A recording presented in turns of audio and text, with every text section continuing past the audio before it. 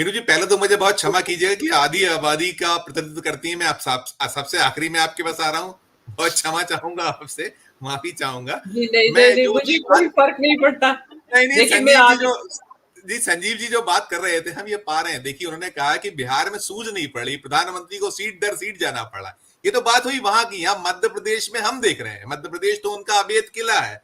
14 में उन्होंने 29 में से 27 सीटें जीती थी, फिर 19 में उन्होंने 29 में से 28 सीटें जीती।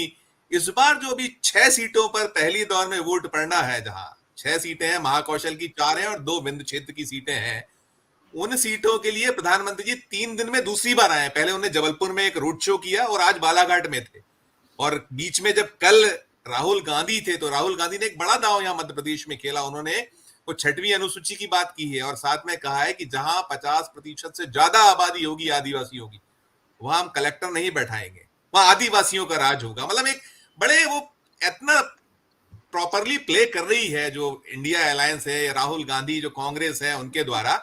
लेकिन इन सब के बीच में जो ये गिमिक्स करने की कोशिश करते हैं, उन गिमिक्स को तोड़ने के भी, जो संजीव सर ने कहा कि फर्जीवाड़ा, थाली सजी हुई है विपक्ष के लिए और फर्जीवाड़ा अब नहीं चल रहा है, कैसे आप इसको अपना प्रतिक्रिया दीजिएगा? मीनू जी, क्या पाती हैं आपकी? जी वास्तव में फर्जीवाड़ा नहीं चल रहा है इस बार? ईवीएम चल जाए जी तो चल जाए। जी जी जी जी। देखिए, इस बार के इलेक्शन की खासियत यह है कि 2014 के बाद पहली बार इस देश की जनता को ये समझ में आ रहा है कि हमारे देश में केवल इलेक्टोरल डेमोक्रेसी रह गई है। अब देखिए, मैं तो एक थोड़ा सैद्धांतिक सा टर्म इस्तेमाल कर रही हूँ, लेकिन जो पब्लिक को मोटा मोटे समझ में आ रहा है कि खाली चुनाव डालने, हमें मतदान डालने जाना है, बाद में हमने जिसको जिताया को उम्मीदवार को, वो उस दल में रहेगा या नहीं, उस दल की सरकार रहेगी या नहीं रहेगी जिस दल को हम जिता रहे हैं, ये मोदी जी के हाथ में है। और या जीत गई सरकार, चुनाव करवा के भी जीत गई, उसके बाद संविधान के अनुसार चलेगी या नहीं चलेगी, जैसा कि अभी मौजूदा सरकार कर रही है। संविधान के तो नाम के लिए है सब कुछ, लेकिन बाकी सारी धज्जियां उड़ाई जा रही है संवैधानिक संस्थाओं की भी और संवैधानिक अधिकारों की भी।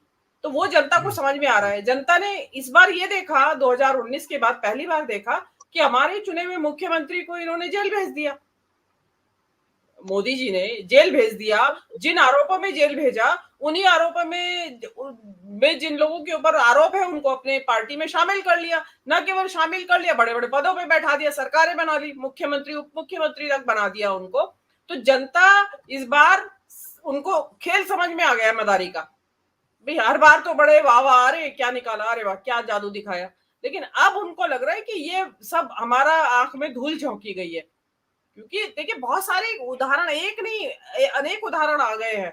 आप कोविड की विभीषिका भूल क्यों रहे? कोई बात ही नहीं कर रहा है इलेक्शन में। मतलब ये वही मौसम था। संजीव जी याद करिए, ये इसी मौसम में 2020 में जी, क्या हो रहा था। बिल्कुल। लाखों मजदूर सड़क पे भूखे प्यासे तपती गर्मी में, पैरों में छाले और खाने के लिए कुछ नहीं। और पब सरकार ने ना कोई ट्रेन चलाई, ना कोई बसेस का इंतजाम, ना कुछ। और ऊपर से उनकी और फिनाइल से धुलाई और करवाते थे सड़क पे बैठा के।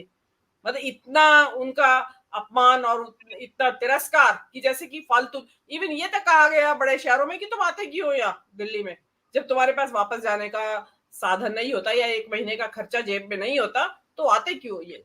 तो ये इस तरह का अपमान तब तो झेल लिया जनता ने कि मोदी जी करेंगे कुछ, कुछ ना कुछ तो करेंगे। लेकिन आज जो हो रहा है उसमें जनता को अब साफ साफ समझ में आ रहा है कि इनको कोई, इनका ऑपरेशन लोटस ड्यू होता था जी 2019 से पहले। ये 2019 के बाद इन्होंने इस तरीके की सरकारों की तोड़फोड़ बढ़ी है। आपको ध्यान होगा मध्य प्रदेश की सरकार जो तोड़फोड़ करके बनाई थी, वो कोविड के 2020, दौरान ही बनाई 2020, थी। जी जी जी उसके बाद कोविड का लॉकडाउन इन्होंने घोषित किया था। तो जी वो भी दुनिया को समझ में आ रहा है कि ये, और फिर मोदी जी की जो जो भी बात हो रही थी झूठ बोलने की, एक सबसे बड़े देखिए क्राइसिस है विश्वसनीयता का कि झूठ बोलता है प्रधानमंत्री इस देश का, और कदम कदम पे झूठ बोलता है। और अब तो लोग खुलेआम अनपढ़ भी कहने लगे, और ये फैक्ट है। आप जिस तरीके से डील कर रहे हैं कच्चा तीबू, और आपने इस लद्दाख का किस तरीके से डील कर रहे हैं, आप उससे बात नहीं कर रहे हैं वांगचुक से। वो 21 दिन से बैठा है अनशन पे, और आप जिस दिन वो मार्च निकालने ले जाता है चाइना बॉर्डर की तरफ, उस दिन आप वहां पे धारा 144 पैरामिलिट्री लगा देते हैं, वहां आप इंटरनेट को स्लो कर देते हैं। उस दिन आपको सारी चीजें सूझ जाती है कि वहां हमें कैसे शासन करना है। तो वो चीजें आपको पता ही नहीं है, क्योंकि आप अगर थोड़ा भी पढ़े लिखे होते तो आप शायद अपनी नहीं चलाते, आप विशेषज्ञों से विदेश नीति को समझने की कोशिश करते और उनकी गाइडेंस में चलाते। ऐसे ही आप इकोनॉमिक पॉलिसीज को में अपनी अकल नहीं चलाते। इकोनॉमी कोई ऐसी चीज नहीं है कि आपके छोटा मोटा घर में सामान खरीद लाए और उसके हिसाब से बन जाएगी आपकी इकोनॉमी। ऐसा नहीं है। इकोनॉमी चलाने के लिए आपको, और आज आप इंटरनेशनली कनेक्टेड है, वहां आपको बहुत ज्ञान चाहिए। ये विशेषज्ञों की तो सुनते नहीं है। नोटबंदी कर दीजिए लागू, आरबीआई गवर्नर तक को नहीं पूछा, फाइनेंस मिनिस्टर तक को बताते हैं कि नहीं पता था। गवर्नर ने तो बता ही दिया था बाद में कि मुझे तो जी कुछ जी पता नहीं था, जी नोटबंदी लग रही है। तो इन्होंने अपना डोमेन बना रखा था हर चीज में, मतलब तो लोगों को अब समझ में आ गया है कि प्रधानमंत्री का अनपढ़ होना भी बहुत बड़ा नुकसान है इस देश के लिए। और उसमें देखिए, उसमें घमंड ज्यादा आ जाता है। जिनको अज्ञानता होती है उनको ज्यादा अहंकार होता है। अब उनको अपनी अज्ञानता का अहंकार होता है, या जो थोड़ा पद का भी अभिमान होता है, पद का भी अभिमान हो जाएगा। नहीं हो, पद का अभिमान हो, लेकिन आप डिलीवरी तो कर रहे हो ना। आप बिल्कुल। जनता, आप क्या कर रहे हैं? डिलीवरी 80 करोड़ को आप मुफ्त अनाज दे रहे हैं, ये डिलीवरी है आपकी। और ऊपर से दावा ये कि हम 3 ट्रिलियन की इकोनॉमी है। मतलब एक ही बात सही हो सकती है ना, कि या तो 3 ट्रिलियन की इकोनॉमी है और या फिर 80 करोड़ की जनता भूखों मर रही है आपकी। ये कैसी इकोनॉमी है जिसमें एक इतनी बड़ी आबादी, 2/3 आबादी भूखों मर रही है और बाकी का 3 ट्रिलियन में ऐश कर रहा है। तो पब्लिक को समझ में आ रहा है। देखिए महंगा 2019 मैं शायद इंटरनेट। अपनी देखिए जी 2019 से पहले कोई महंगाई का ऐसा बड़ा मुद्दा नहीं था, ना बेरोजगारी इतनी चरम सीमा पे थी 40 साल में जो इस वक्त चल रही है।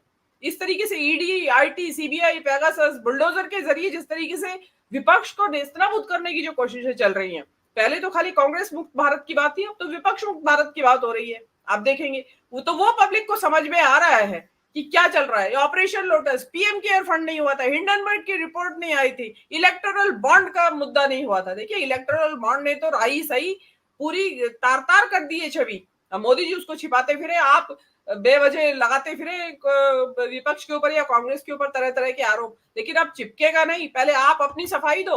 आप पीएम केयर फंड को आरटीआई के दायरे में लाओ, उसका ऑडिट करवाओ। और आप इलेक्ट्रल फंड के ऊपर, इलेक्ट्रल बॉन्ड के ऊपर आपके पास जवाब नहीं है किस तरीके का फ्रॉड हुआ है। मैं तो ये समझती हूँ कि जितना दिखाई दे रहा है उससे ज्यादा और भी है। हो सकता है बहुत। कि तेलगी का जो स्कैम हुआ था, उसका स्टैम्प पेपर का, जी जी प्रोबेबली इस तरह का कोई और स्कैम भी इसके पीछे हुआ हो, कि जितने छपे इलेक्ट्रल बॉन्ड वो तो हैं लीगली, सॉरी। उसके अलावा भी हो सकता है कि जो जी कि नकली छाप के लेन देन हो गया हो। ये जो आपका 11 करोड़ वाला आ रहा है मामला गुजरात का, मुझे तो लग रहा है कि पॉसिबली ऐसा ही मैटर है। इसमें जिस दिन ये मैटर पूरा खुलेगा ट्रायल के बाद, तो आप देखिएगा जब तब क्या निकलेगा उसके अंदर। तो ये बिल्कुल। चीजें बहुत विश्वसनीयता का संकट है। आप गरीबी बेरोजगारी को भी छोड़ दीजिए, तो विश्वसनीयता खत्म हो गई है मोदी जी की। और जो बाकी के नेता है उनके बारे में भी, कि इनको कुछ करने को तो है नहीं, ये तो मोदी जी के चाकर है, नौकर है, बोलने की भी इनकी किसी की हिम्मत नहीं है। और सबसे बड़ी बिल्कुल। बात कि इंडिया गठबंधन की एकता जिस तरीके की अब दिखाई दे रही है, एक जिसमें कि देखिए पूरे तो नहीं बचे उसमें, लेकिन जितने भी बचे हैं अभी, वो उन्होंने सीटों का बंटवारा कर लिया है, जो कि लोगों को लग रहा था कि शायद नहीं हो पाएगा, लेकिन अल्टीमेटली हो गया है, सभी जगह ऑलमोस्ट हो गया है। तो वो चीजें एक उम्मीद बंधाती है कि इस वक्त जो जनता की बात हो रही है, कि जनता लड़ रही है और जनता वोट देने के लिए तैयार बैठी है, और इधर इन लोगों का कमर कसे पूरी तरह से इसी तरह चलता रहे, ना ये खजुराहो जैसी घटनाएं ना हो, तो डेफिनेटली 270 की जिसकी सभी बात कर रहे हैं कि 270 के भी लाले पड़ जाएंगे। तो आपने बिल्कुल। ये मतलब इन्होंने एक नहीं किया। और देखिए इसमें एक भारत जोड़ो यात्रा नहीं हुई थी, राहुल गांधी की छवि 2019 तक पप्पू की ही थी, जो आप बोल रहे हैं वर्ड, वो आज वो धुल चुकी है बिल्कुल। और उस वक्त राहुल की सांसदी नहीं छीनी थी इन्होंने, और ये दोनों मुख्यमंत्री जेल में नहीं डाले थे, और उसके साथ जितना भी इन्होंने लाइन लगा रखी है उठा के, और डिब्रूगढ़ की जेल में पटक देते हैं लोगों को। तो वो सब चीजें, इन लोगों का जो उत्पीड़न है वो सब नहीं हुआ था। और अब ये कहा जाने लगा है भाई पुतिन और शी जिनपिंग की तरह चला रहे हैं सरकारें। तो इससे बड़ी बैड कमेंट्री क्या होगी किसी सरकार के कामकाज के ऊपर, कि उसकी तुलना पुतिन और शी जिनपिंग या किम जोंग उन से होने लगे। इससे बिल्कुल बड़ी बिल्कुल बुरा वो नेगेटिव कमेंट्री हो नहीं सकती।